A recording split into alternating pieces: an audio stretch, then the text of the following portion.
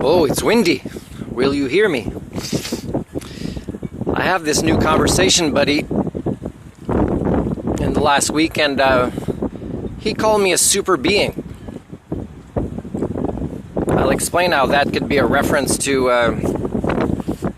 my song, which says we even lost the concept of the Superman.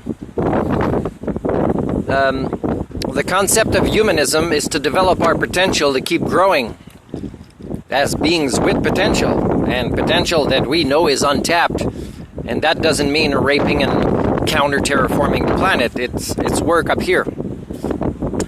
So he probably called me that because the conversations we have he enjoyed. For example, I asked him if we could focus on a subject and see where it leads, where I would guide, and it would be related to the belief people have, but specifically his own, related to extraterrestrials.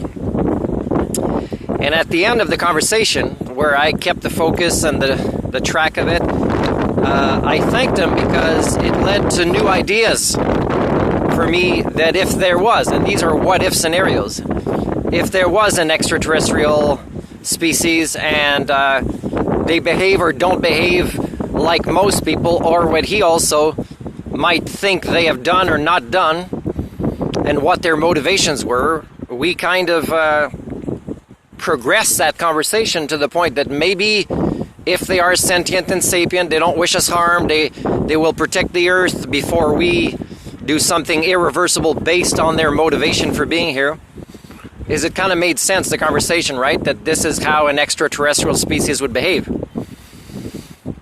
Well, part of the conversation was it's so hard for our species to just go to a store and our favorite brand of something that we're addicted to consume is not there, and that's a shock. So I said, well, one of the ways they might be rationalizing to stay hidden while they protect the biosphere for particular reasons in this motivation that we had done a what-if scenario about is related to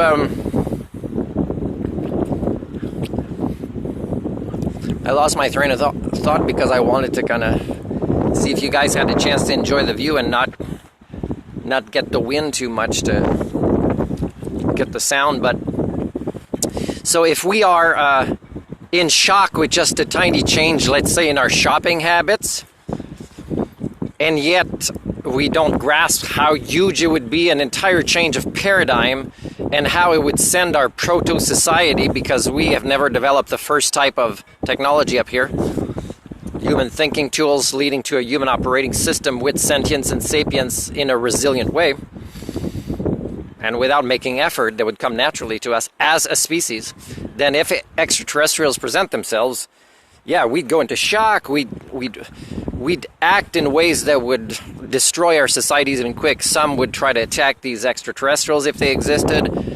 Some, would commit mass suicide, a looter, if that, I'm not sure how to use that word, and, like break into stores, so you don't care. Everything's changed. A whole paradigm that was so fragile for your people primates, and that could be an example of a motivation why they know we're not ready for a change of paradigm that big, right? To meet beings that are more advanced when we think we're more advanced than we actually are. We couldn't handle it.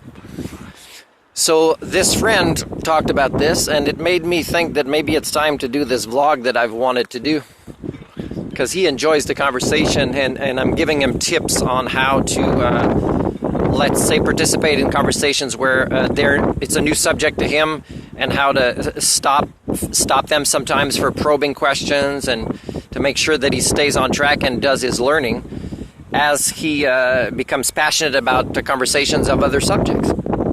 And I told him yesterday, I said, do you see how I did it with you and the other guy?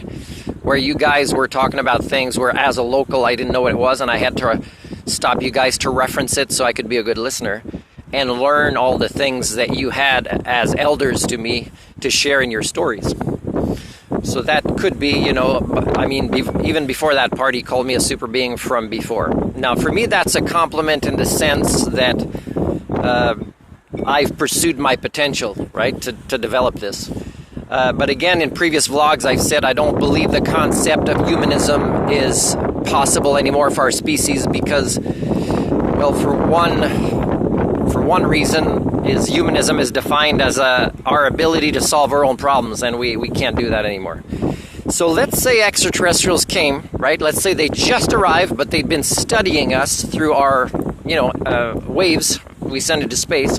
They could study our news channels. They could see, wow, these guys think they're really smart. They think they're dominant, but this is what's happening in the news, and they can't even realize that proves they're dumb. So let's say they arrive as they study this awesome planet that is so unique, and then there's this really dumbass species on it just ruining everything that is so unique. And they would say as they arrive, take me to your doctor of Humanics.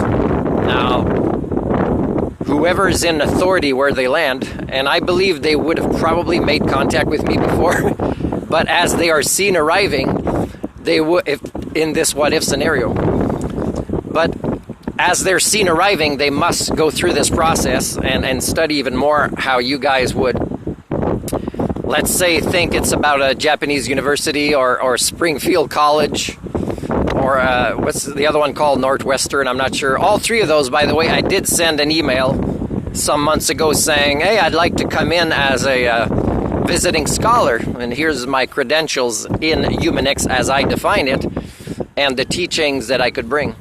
Now, if these extraterrestrials are objective advanced beings, when they study our broadcasts, they would know, or these other three sources using the word Humanics, they would know this is not related to the human condition, which they need to learn about to understand why we're counter-terraforming our own planet. So they'd be looking for an expert in the human condition. Well, that's not that university in Japan or Springfield College that has strong supernatural, that means disconnection from reality roots. And also the other university, I think, that's in Canada that never answered me, that seem not ready yet as they're building some sort of reputation to use that word.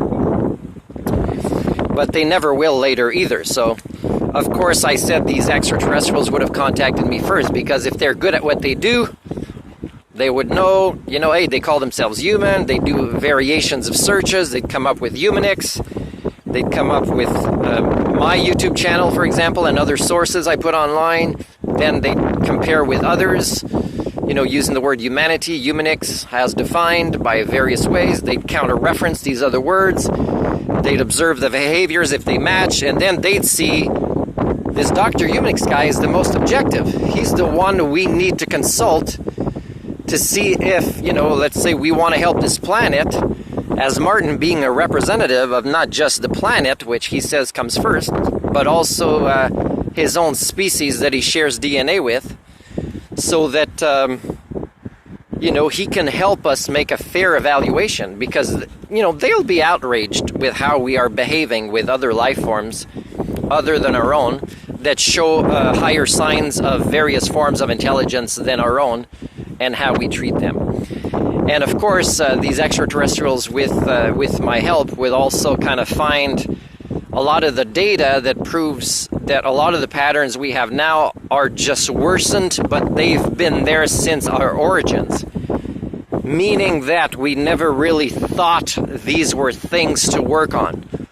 And we'd been led astray by false prophets, or prophets who never were systems thinkers or had the big picture or long-term thinking to know what to put in their books or teachings, of philosophy or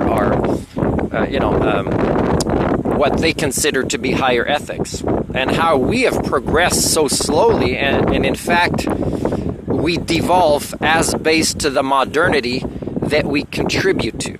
So we are actually